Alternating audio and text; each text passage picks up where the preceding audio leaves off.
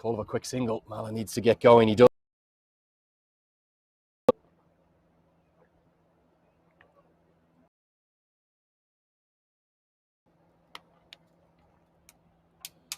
Certainly very warm again today here in Oman.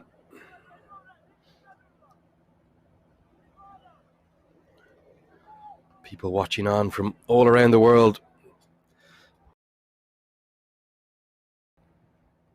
Next one coming from Shoban Napane. Oh, just out of reach. Definitely didn't carry. Good effort from Damien Ravu. Shoban's asking me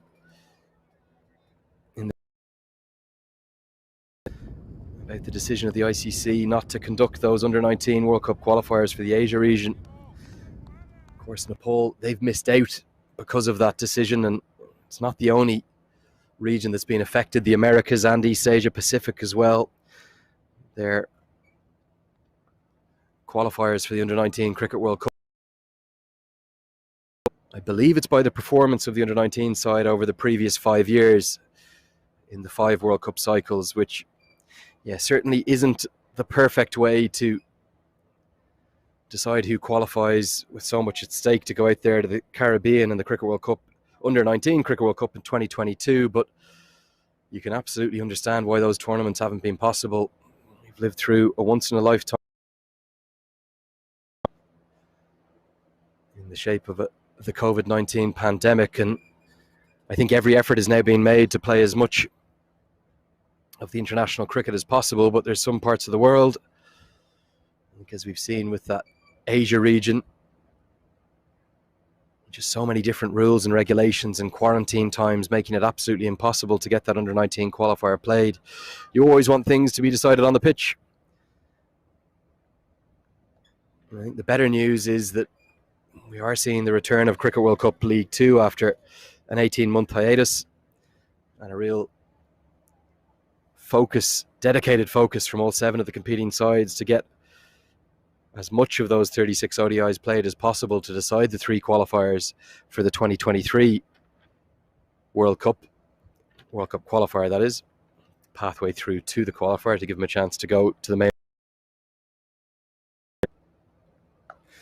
Hooked into the deep. Has he picked out the man? He has, and it's been clung on to. Gowdy Toka takes the catch. The second wicket falls. Asif Sheikh, he had a life. It was the exact same shot, almost an action replay, but this time Gowdy Toka, he learnt from Legacy Aka. He didn't leak in 5 or 7 yards. If he had, it would have gone over his head, but he couldn't have picked the fielder out any better. It's gone straight to him. Papua New Guinea have a couple of wickets inside just 2 overs, bringing them back into the game. Both the openers are gone. Good start for Asif Sheikh. He's made 30 from 46 deliveries, 4 boundaries for him. But Nepal slide, losing their second wicket. They're now 49 for 2.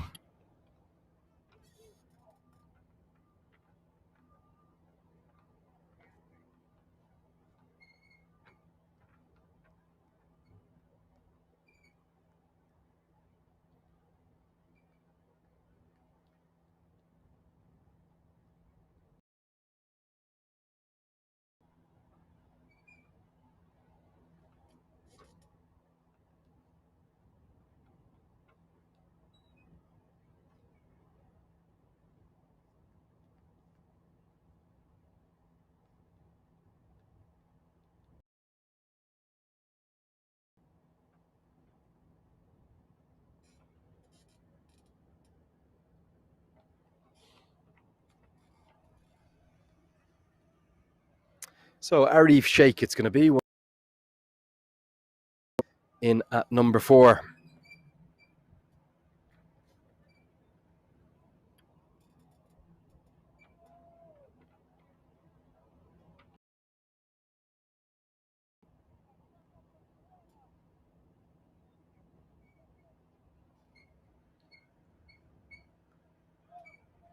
Yeah, just a spring in PNG's step all of a sudden. They haven't taken many wickets this week, just 3 yesterday against USA as they went down to a 7-wicket defeat. But that's the end of the 13th over. Nepal 49 for 2.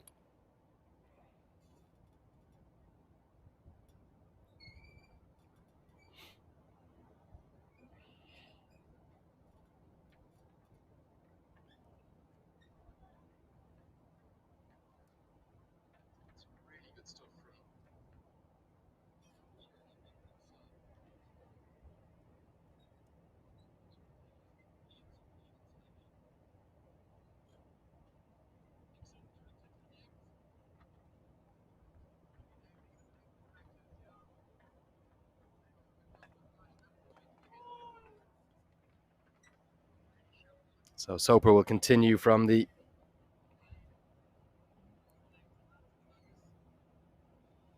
pavilion end, and all of a sudden, funny how quickly cricket can change.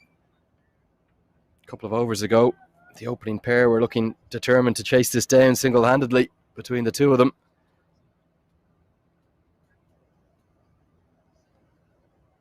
Now PNG have found 2 wickets.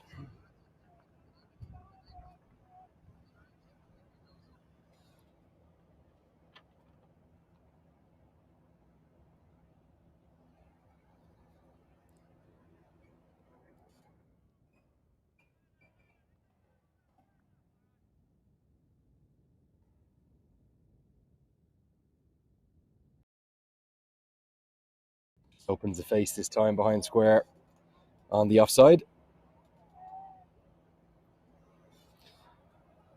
Mala didn't have to do a huge amount of batting really in that Netherlands, Nepal, Malaysia tri-series 4 months ago back in April in Kathmandu.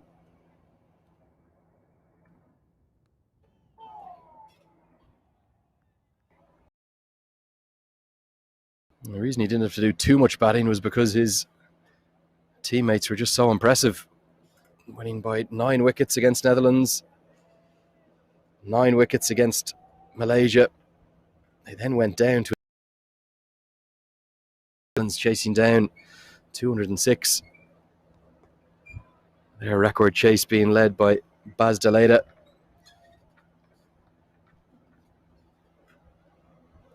But yeah, Mala certainly real linchpin of this Nepal side. 30-year-old moving into an even more senior leadership role these days with the absence of Paris Kadka. That's a lovely drive. Really has hit that well, and brilliant work in the deep. Jason Keela, to his weaker side, has saved what looked like a certain dish home fibre net boundary, but instead he's got down quickly across the turf and cut off that single. So just 3 runs coming from that over. See the replay of the brilliant work here from Keela, diving full stretch to his right. Magnificent. Of the 14th over. It's 52 for 2.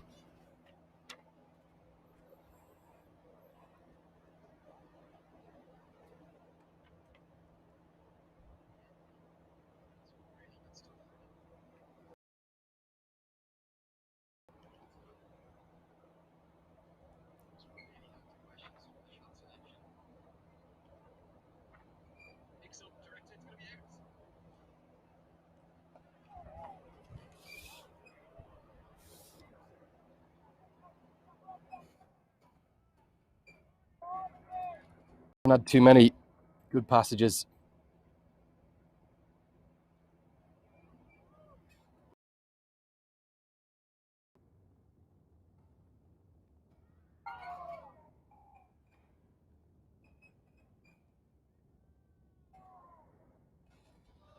Two wickets and not a huge number of runs in the last little while. Last 5 overs not going for many.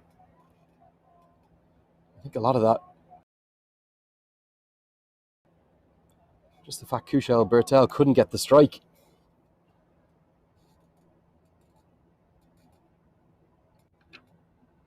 Oh, beautifully bowled. Beats the outside edge.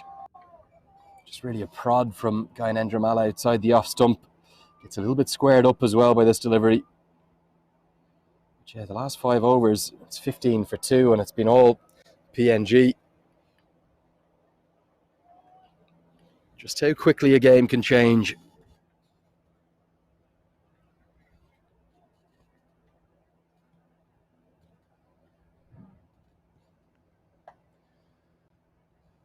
It's a good hook shot.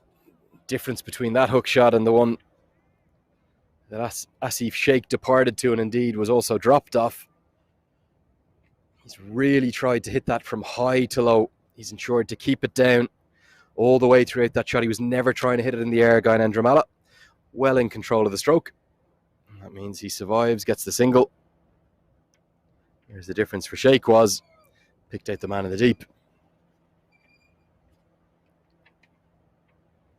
Edged just short of the first slip, who's still in place. That's Tony Ura.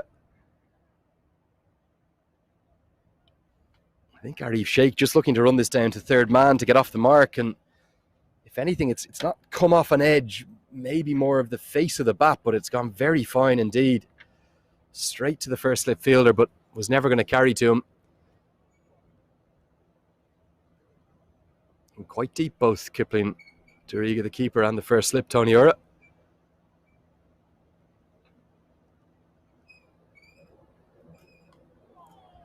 The reason they're quite deep, he's building up ahead of steam and ahead of pace. Good stuff this from Ravu. Nepal, 53 for 2.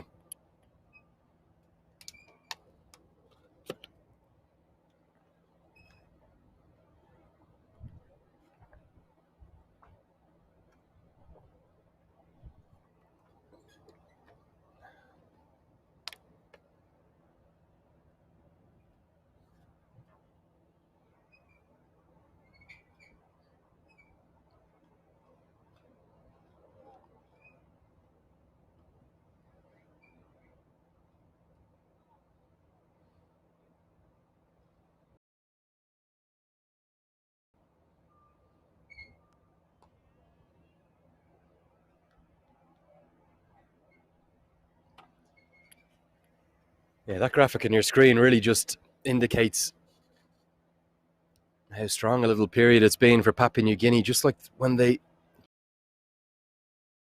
out on their feet. There was no fight left in them. They managed to just find something here.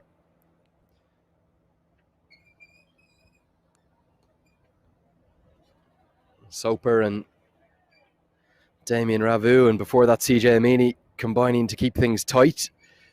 And a wicket apiece for Soper and Ravu. I'd love to see Ravu keep going. He's probably bowling the quickest he has in the 2 days so far. I want to play and a miss. Soper puts his right arm out, thinks that he was so close to finding the edge, and indeed he was. He's a canny bowler, Chad Soper. With that keeper up to the stumps, it just adds that element of doubt for the batter. His 21st one-day international today. Port Moresby, capital city of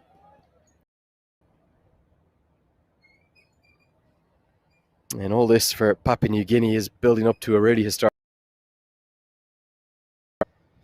Going to be not on this very ground, but about 50 yards behind my commentary position. They'll be making their World Cup debut.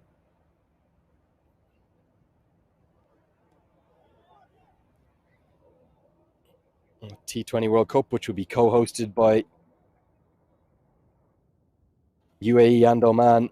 Oman playing host to one of the 2 group stages. 4 teams apiece. And the action will all get going here in Oman on the 17th of October.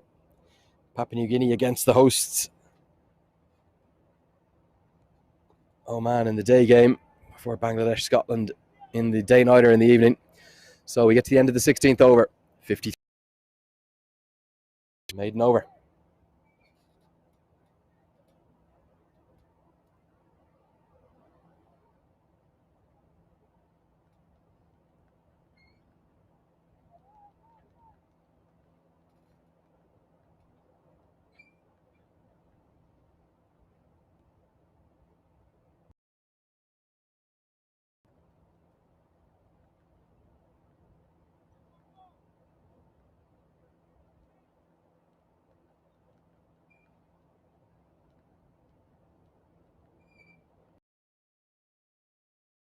So yeah, that T20 World Cup in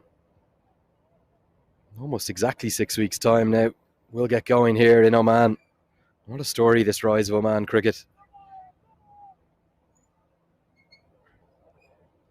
Those 2 groups, the one being held here will be Bangladesh, Oman, Papua New Guinea and Scotland.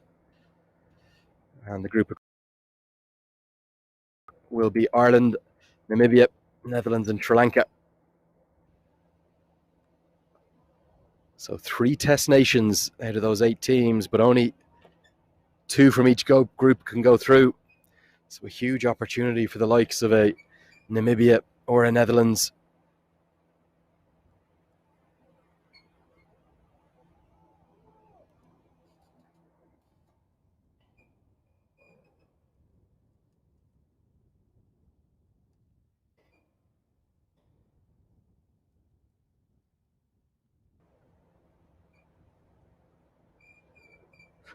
Oh, that's come off the top edge and it's going to soar all the way.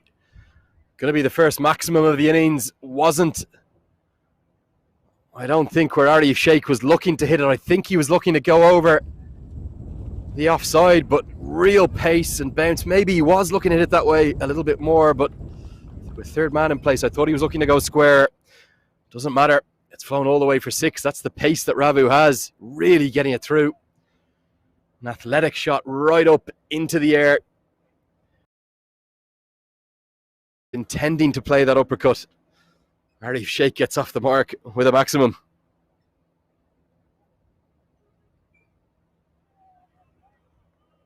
That shot came from nowhere, really.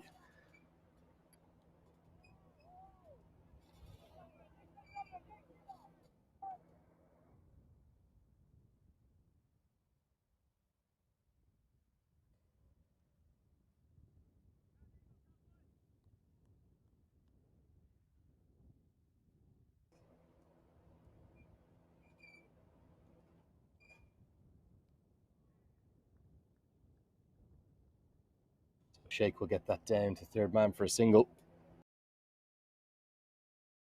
Towards the first drinks break now.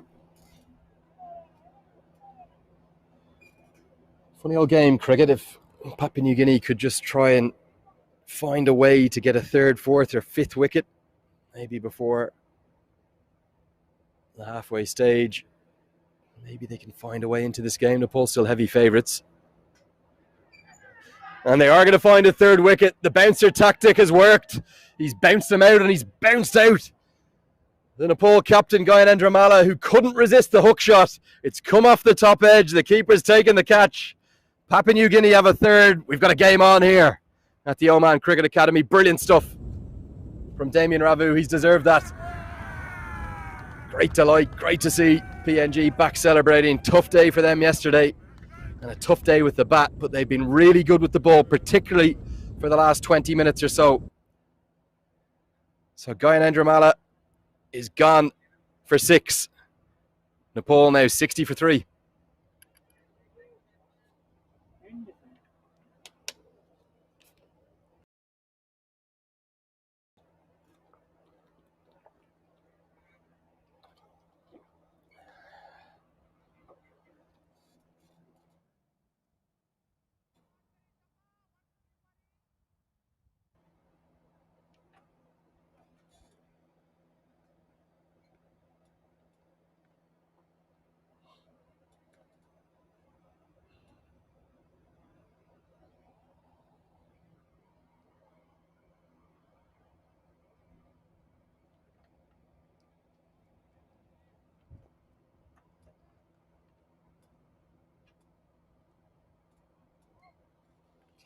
So Shard Versaker comes in at number 5. Brilliant to see him back in Nepali colours. He'll be at the non-striker's end, as that was the final ball of Ravu's spell. Soper is going to continue.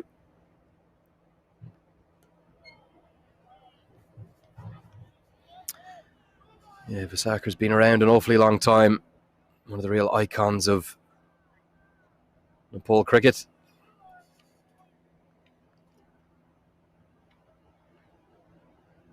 Made his debut for Nepal all the way back in 2004. Sounds a little bit unbelievable.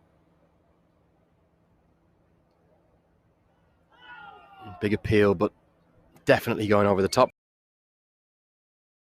22 years of age, but he was just 15, making his debut against the UAE in the 2004 ICC Intercontinental Cup.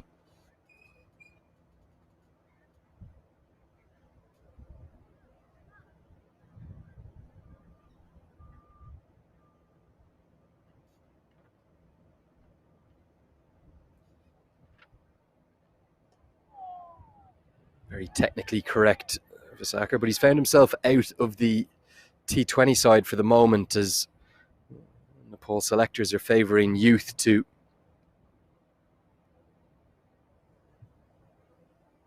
take them forward. Part of that fantastic under-19 team that did so well back at the under-19 World Cup in 2000. Soper so nearly has the fourth wicket. Got Arif Sheikh on the hop. Sheikh expected, and all he could do was dangle the bat at it, really. No foot movement. Comes off the inside edge and somehow misses leg stump.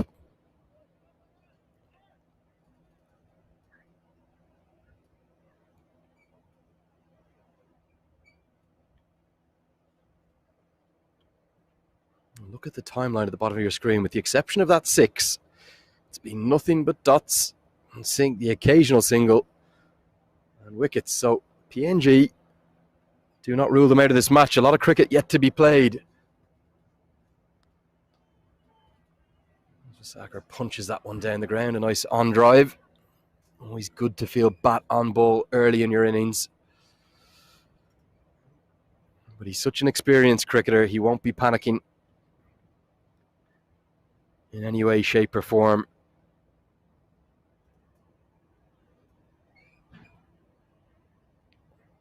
Just be looking forward to trying to shepherd this chase home. Good tight stuff from Chad Soper. Just the one run coming from that over. It's now 61 for 3.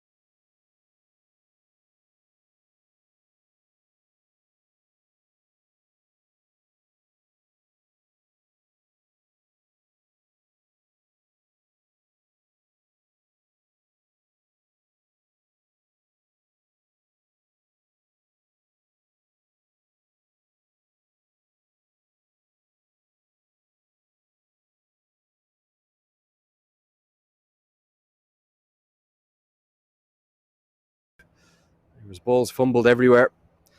Probably an indicator. Beautifully bowled.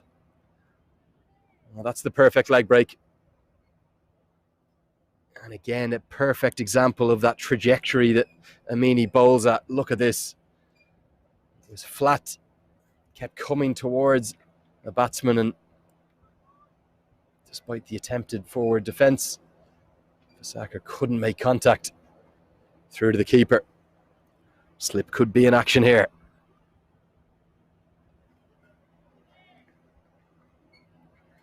May have a drinks break after this. I'll try and find that out. I think we will indeed. Third umpire just checking his watch down below me to my right. Be a much needed drinks break. Very warm indeed. Little bit of a drag down. Visaka can't get it away, so he'll go to the drinks break without having got off the mark just yet. After 19 overs, take a look at those lovely mountains. We'll take a break here in the commentary box.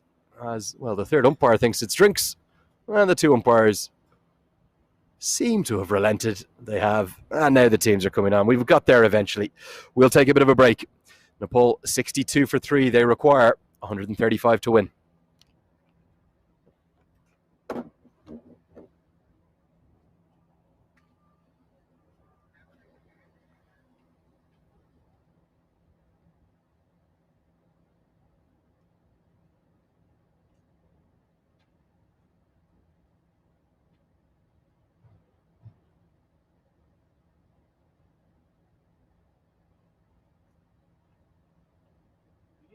Battery? Don't have any battery? Battery है तो at least 3 hours आराम से आता है.